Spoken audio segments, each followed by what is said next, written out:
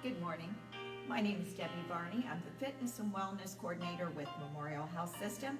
This is our Move series, and I come to you every Friday with a new video, things you could do at home.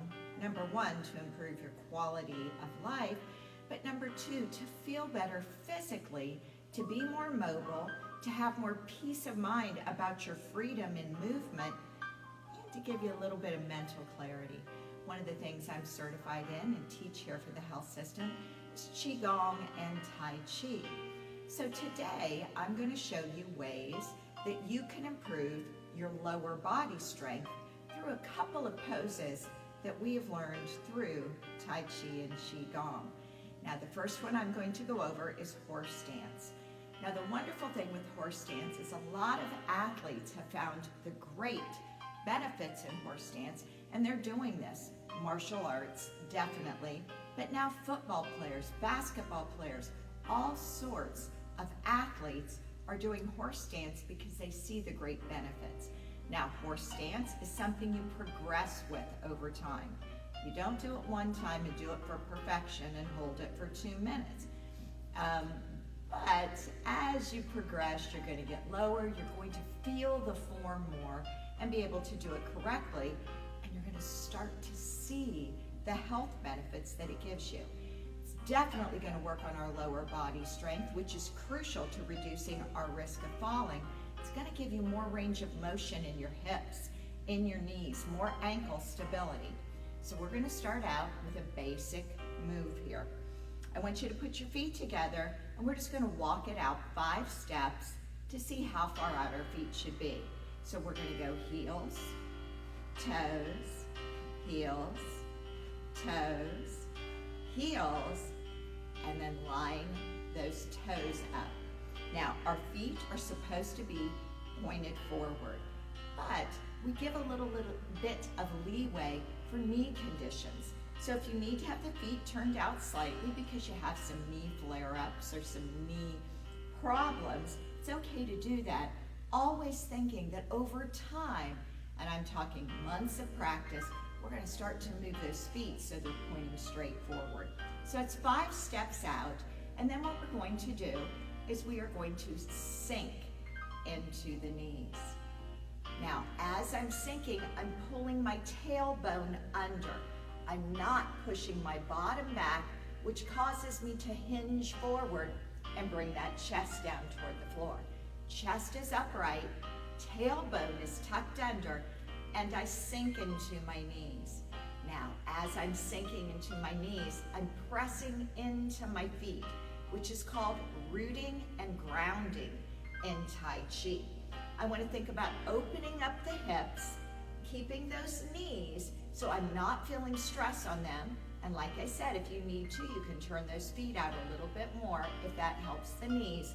Always wanting to progress towards feet in a parallel position.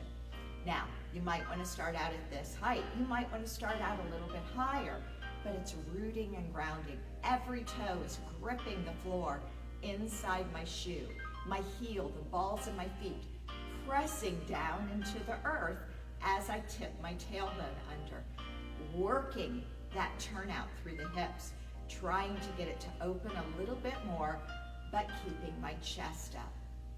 Now we're going to raise back up. Now, during class, I have people in their bare feet. The reason for that is, if you've ever watched any monks on TV, they have more like a ballet slipper, a leather-soled, leather-wrapped shoe, so their feet can really root and ground. So in class, I have people in their bare feet. I recommend you do that as well. What happens with workout shoes is every pair of workout shoes you own causes the body to have to readjust balance alignment because of the sole, the arch, they are all completely different. So I would prefer you practice this in your bare feet. All right, we're gonna take it down again, pulling that tailbone under. Now, sinking into the knees means we are trying to pull magnetic energy from the earth. It's a true thing, it's not woo-woo, scientifically proven. And we are drawing that by every toe, gripping the floor, pulling that tailbone under, almost thinking of that tailbone drawing down into the earth as I set down into this position. Chest is open, shoulders are down. We put our hands in many different positions.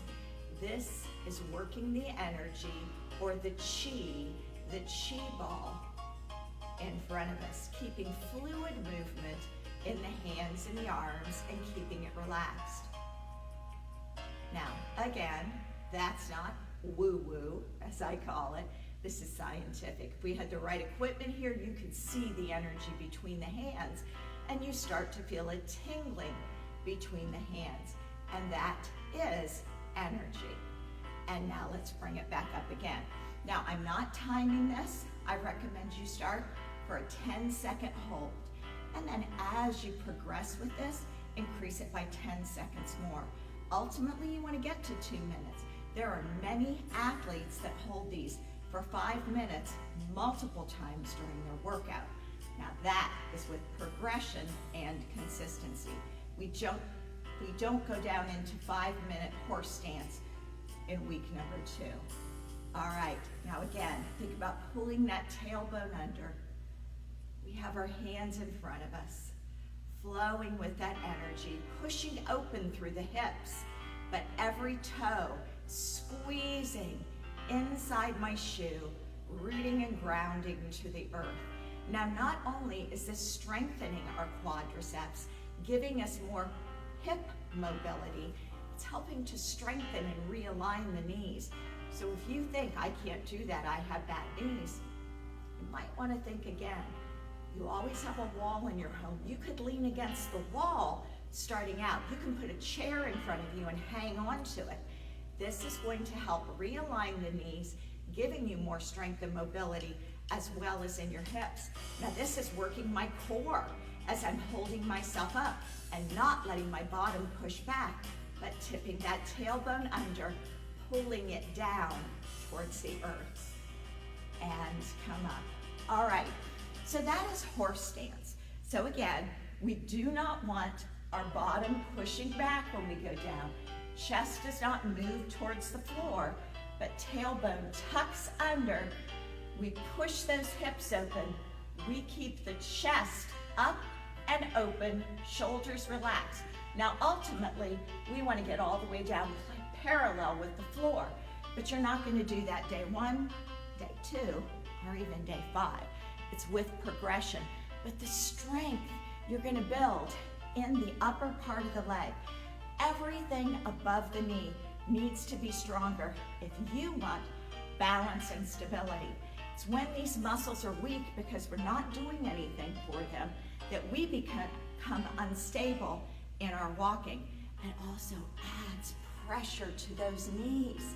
So getting this stronger is going to help to improve your knees, your hip mobility, your core, legs, ankles, knees, and you are going to feel better mentally because it does take focus to stay down there, to do your breathing, and to try to stay there longer as you progress.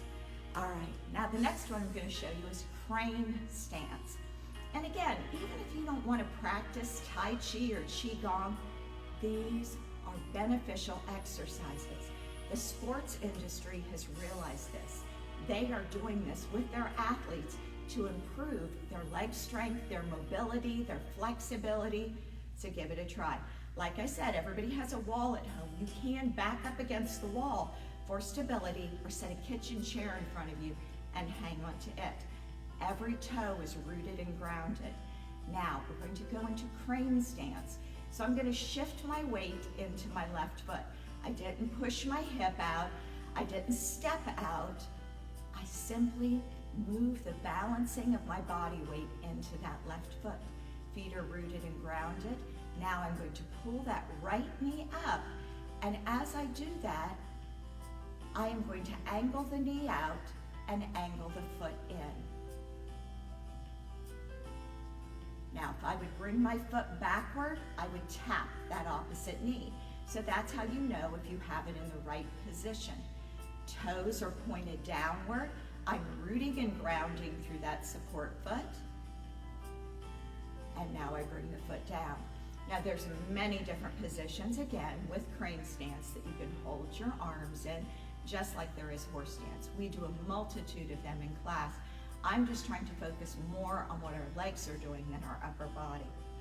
All right, so now we're gonna try it with the right side. Shift your weight into that right foot. Find your balance here so you can pick your foot up on the left and move it freely. We shift our balance there. Foot is rooted and grounded, all 5 toes gripping the earth. And now I'm gonna pull that left knee up. I angle it out, toes are pointed down, heel is angled in. I have my hand in crane hand. All fingers are pressing against the thumb and my wrists are bent. If I pull that foot in, I would tap my knee. So that's how you know if you're in proper alignment. Lift through that rib cage, open the chest.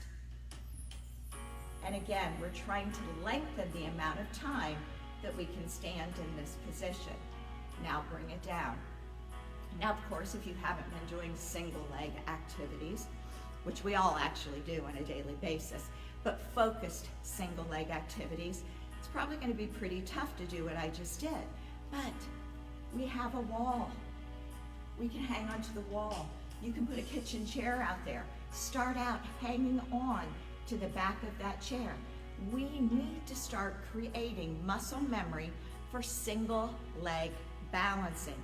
That's what's going to improve our ability to walk freely, to run freely, to climb stairs freely. As we mature through life, we're not going to get that fear of falling as long as we're getting strong and strengthened. Hips are going to be stronger, knees are going to realign, pressure is taken off of the knees as you practice horse stance and crane stance. I hope you've learned something today. I know this wasn't a normal full exercise video, but I feel my job is promoting quality of life. It's giving you the knowledge to improve yourself and giving you something you can do at home. You don't even have to leave the house. And it's something so simple you can practice it multiple times daily. And that's what's going to change your world. That's what's going to improve your life. Remember, feel free to use that chair. I don't recommend you try crane stance for the very first time without using the back of a chair or a wall. But as you progress, you can just simply take your hand off that chair or off the wall. You'll be shocked at how quickly you improve if you stay consistent. Thank you so much. Again, my name is Debbie Varney, Fitness and Wellness Coordinator with Memorial Health System. They pay me to do this. They bring me to you every week with ideas on how to make your life better. Preventative medicine. Thank you very much. I'll be back again next Friday. Until then.